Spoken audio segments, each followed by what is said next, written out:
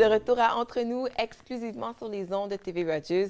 Et on fait de propositions de lecture pour l'Halloween avec Nathalie Savard, propriétaire du magasin Le Coin du Livre. Donc, tout à l'heure, on a fait un survol des nos plus jeunes, finalement. Les enfants. Les Oui. enfants, ados. Là, maintenant, on est dans quelque chose plus lourd, hein? Celui-là, la guillotine de Québec-Amérique, à l'intérieur, disait pour les jeunes, mais quand que j'ai commencé à faire la lecture, je suis oh boy, non, pas du tout. Vraiment, là, c'est jeune adulte. OK. Je dirais même 16 ans et plus. Vraiment, à ce Parce point-là. Là. que, OK. ben, oui, c'est un roman d'épouvantable, d'horreur, mais c'est le contenu à l'intérieur.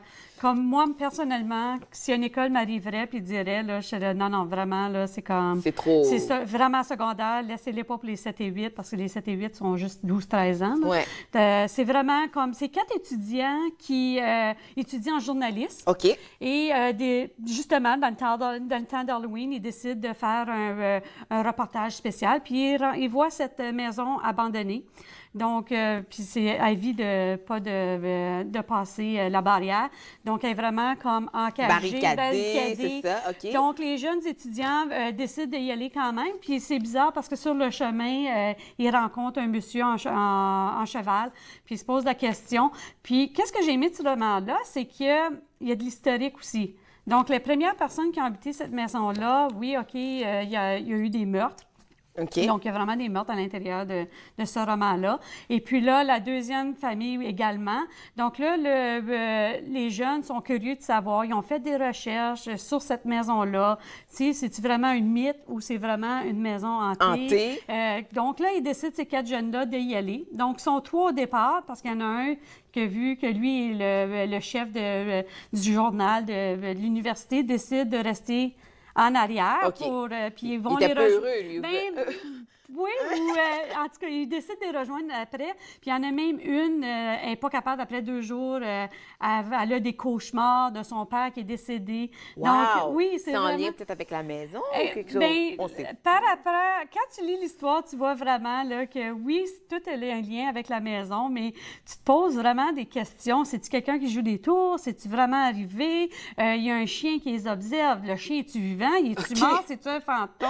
Il entend des bruits. Donc, tu te poses vraiment des questions comme si tu vraiment arrivé ou c'est vraiment un mythe. Okay. Donc, c'est ça que j'ai aimé de ce roman-là, parce que plus tu faisais la lecture, là, tu pouvais... Puis là, tu collais les morceaux ensemble, puis parce que je veux pas te dévoiler l'histoire non plus. Oui, non, c'est sûr. Donc, tu colles les morceaux ensemble, puis tu fais vraiment la découverte de qu'est-ce qui est arrivé à la fin et tout ça. Et comme de fait, il y a des meurtres qui s'est passé dans cette maison-là, et puis on se pose la question, est-ce qu'il y en a d'autres qui vont arriver en fait de meurtre? Puis là, quand tu me dis que le contenu est quand même assez lourd pour les plus jeunes... Bien, disons que quand tu vois 4 adolescents qui ouvrent une caisse de bière à 9h30 le matin, voilà. À l'école, l'université...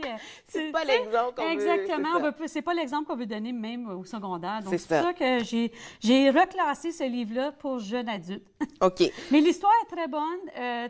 J'ai pas pu déposer le livre pantoute. Vraiment? Ça m'a pris une journée. J'ai fait la lecture du livre au complet en fin de semaine. OK. Et je n'étais pas capable de le déposer. Je laisse vraiment savoir la suite. Oui, la suite, puis l'enchaînement, puis combien de monde qui survivrait de les 4 jeunes. Puis l'énigme à savoir, est-ce que vraiment ils sont morts? Est-ce qu'il y a vraiment un fantôme? C'est à découvrir! La guillotine, Véronique Drouin. Les éditions Québec-Amérique. Voilà. Et un autre livre d'un auteur qu'on connaît bien, Éric-Emmanuel Schmitt. Oui, Éric-Emmanuel Schmitt, c'est la première fois que je faisais la lecture d'un de ses livres. Oui, OK.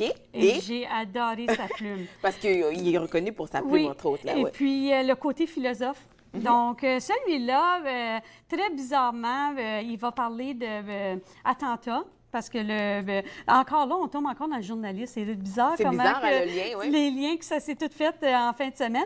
Le journaliste, il est bénévole à un journal quotidien. Et puis là, lui, il a le don de voir les morts. OK. Oui, donc ça donne des frissons. Ouais. Puis en lisant le roman, on découvrait plein de choses, savoir c'est-tu vraiment vrai? Est-ce qu'il voit vraiment d'où ces personnages-là? Donc, la plume d'Éric-Emmanuel Schmitt te fait vraiment penser que tout est réel et tout se passe. Donc, ça se passe à un endroit qu'il y a un attentat.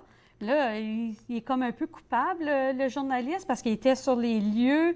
Donc là, il voit les morts. C'est-tu vraiment arrivé? Donc, c'est tout l'enchaînement qui se fait que moi, j'ai trouvé qui était vraiment bien fait. Okay. Et puis, dans le livre, je peux le dire, il rencontre Éric-Emmanuel Schmitt parce qu'il a décidé de faire un reportage sur lui pour faire son journal plus intéressant et tout ça. OK. Donc, il rencontre Éric-Emmanuel Schmitt. Puis là, Éric-Emmanuel Schmitt, lui, il dit, bon, OK, là, il va falloir qu'on contacte vraiment, est-ce que Dieu existe? Donc, Dieu embarque là-dedans aussi. OK! Donc, vraiment, c'est philosophe. Oui, OK. Puis, mais j'ai trouvé tellement facile à faire la lecture de ce livre-là, comme c'était même pas lourd. Parce que rien. quand on dit philosophie, on peut penser que c'est lourd et des termes complexes. Non, c'était vraiment. Puis OK. je sais que ces autres livres sont pareils et puis c'est vraiment facile à lire. Sa plume est tellement bien que c'est vraiment, moi je trouve vraiment facile à lire. Et puis même quand tu arrives à un moment donné dans le livre, tu te poses la question, bien OK, il voit les morts, mais sont-tu vivants ou sont, il fait tellement une belle plume que tu penses vraiment que ces personnes-là sont réellement vivantes. OK. Puis là, juste attends que tu défiles l'histoire puis tu réalises des choses, tu dis, non, finalement, non. Il voyait vraiment les morts. Et puis, donc, j'ai trouvé ça très intéressant comme lecture à faire. L'homme qui voyait à travers les visages. Rappelez aux gens que tu as toute une autre section dans ton magasin. Oui, à la librairie Coin du Livre, on fait toujours des sections. Donc là, on a monté notre section d'Halloween, autant de livres pour enfants, romans adultes, romans jeunesse. Donc, on a une section toujours spécifique. Après Halloween, on va faire celle de Noël. De Noël. Exactement. ainsi de suite. Et on offre toujours jusqu'à 15 de rabais en magasin chez nous. OK. On est une librairie franco-ontarienne. Donc, c'est mon père qui l'appartient avec moi. Donc, c'est amusant de savoir que la francophonie à Ottawa existe et les livres français aussi. Et c'est aussi, avec le 15 c'est pratiquement tout.